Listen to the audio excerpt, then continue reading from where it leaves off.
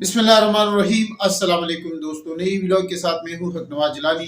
दोस्तों मैं बात करूँगा मतीउल्लाह जान के हवाले से, जो सीनियर सहाफ़ी है, तजियाकार है, एंकर पर्सन है। उनको नामालूम अफराद ने अगवा किया है। ये एक हमारी सहाफ़त के लिए, मीडिया के लिए बहुत बड़ी तकलीफ दह चीज़ होती है कि जो हुकूमत की लड़ाई है वो फिर सहाफ़ियों पर भी आ जाती है, और सहाफ़ियों को जो हक सच की आवाज़ बुलंद करते हैं, जो हक़ाइक़ आवाम के सामने रखते हैं, उनको भी प्रेशराइज़ किया जाता है, दबाव में लाया जाता है, उन पर पाबंदियाँ लगाई जाती है। जिस तरह हमने मीडिया में देखा है कि जो कौमी मीडिया है, नेशनल मीडिया है, तमाम TV channel, private TV channel, तमाम पर पाबंदियाँ लगाई गई थी कि आपने जो एहतजाज है उसकी खबर नहीं देनी, उस पर कोई बात नहीं करनी, जो बात करनी है वो सिर्फ हुकूमती जो बयानिया है उसको सामने लाना है और हुकूमत खबरें आवाम को दिखानी है। तो उसका नुकसान ये हुआ है कि आवाम जो है वो मीडिया देखती ही नहीं है, और जो एंकर्स है, ये जो सहाफ़ी है या जो मीडिया चैनल्स है, उनसे वो मुतनफ़र हो गए, उनकी नफ़रत पैदा हो गई है। तो ये हमारे लिए लम्हे फ़िक्रिया है, ये हुकूमत के लिए लम्हे फ़िक्रिया है, ये हमारे इदारों के लिए सोचने का मुकाम है। लेकिन मतीउल्लाह जान साहब ने क्या कौन सी गलती की थी कि उनको उठाया गया, ये आज मैं आपको वीडियो में बताऊंगा कि उनके कसूर भी बहुत से हैं। लेकिन उनका ये कसूर भी ये है कि वो चूँकि एक सहाफ़ी है, तजियाकार है, और ज़्यादा उनकी सोच रिपोर्टर्स है, रिपोर्टर की तरह वो काम करते हैं, तहकीक की सहाफ़ी है, तहकीकात और सच्चाई हमेशा उनकी कोशिश होती है कि वो सामने लाए। मैंने चूँकि उनके साथ काम भी किया है, एक मुखलिस इंसान है, और हमेशा कोशिश करते हैं कि आवाम के सामने जो है वो हक़ाइक़ लाई जाए। और फिर किस्मत ने भी उनका साथ दिया है कि जो हुकूमत ने एक बयानिया बनाया था, पहला बयानिया ये था कि जो पुलिस वाला शहीद हुआ था कि वो पीटीआई के जो एहतजाजी मुजाहिरीन हैं उन्होंने मारा, उसकी फिर वीडियो सामने आ गई कि वो पुलिस वैन से गिरा था और पीटीआई वाले ने उनकी मदद की और फर्स्ट एड दिया, अस्पताल पहुंचाया, बाद में उनकी शहादत हो गई। फिर दूसरी जो हादसा एक पेश आया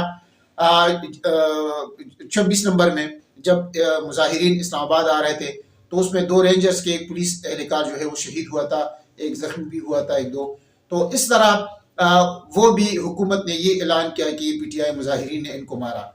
तो उस वक़्त खुशकिस्मती से या बदकिस्मती से मतीउल्लाह जान साहब भी पिम्स हस्पताल में थे, और उनको जब ये मालूम हुआ कि इस तरह की जो हादसा पेश आया है और ये सारा कुछ हो रहा है, तो उनने बहैसियत एक सहाफ़ी के, एक रिपोर्टर के, उसकी तहकीकात शुरू की। उसके भाई से उन्होंने मुलाकात की, तो उसके भाई ने फिर जो हक़ाइक़ है, सच्चाई है, वो आवाम के सामने बयान की कि ये हादसा इस तरह पेश आया कि मुजाहिरीन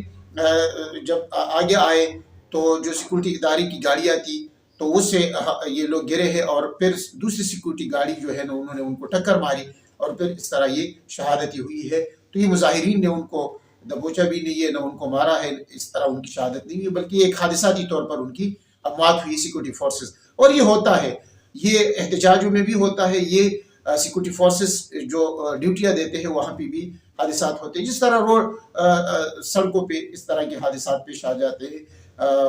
ये इस तरह का एक वाक़या था। लेकिन बदकिस्मती ये है कि हुकूमत ने इसको कैश करने के लिए, अपने बयानिया बनाने के लिए जो इल्ज़ाम था वो पीटीआई एहतजाज करने वालों पर डाल दिया कि जो एहतजाज करने वाले मुजाहिरीन हैं उन्होंने ही किया। लेकिन चूंकि हक़ाइक़ तो आना होता है, आज नहीं तो कल आना होता है, और ये हक़ाइक़, ये सच्चाई जो है मतीउल्लाह जान साहब लेके आए, तो उनका कसूर यही था कि वो इस तरह की क्यों बात करते हैं, उन्होंने ये सच्चाई क्यों आवाम के सामने वो लाए, उन्होंने आवाम को क्यों बताया कि इस तरह हादसा पेश आया। सिक्योरिटी फोर्सेस या हुकूमत को तो मालूम था कि इस तरह पेश आया, लेकिन उन्होंने तो एक बयानिया बनाया ना था पीटीआई के खिलाफ। खुदारा पीटीआई को आप सियासी जुमात ही रहने थे, एक और जो है ऐसी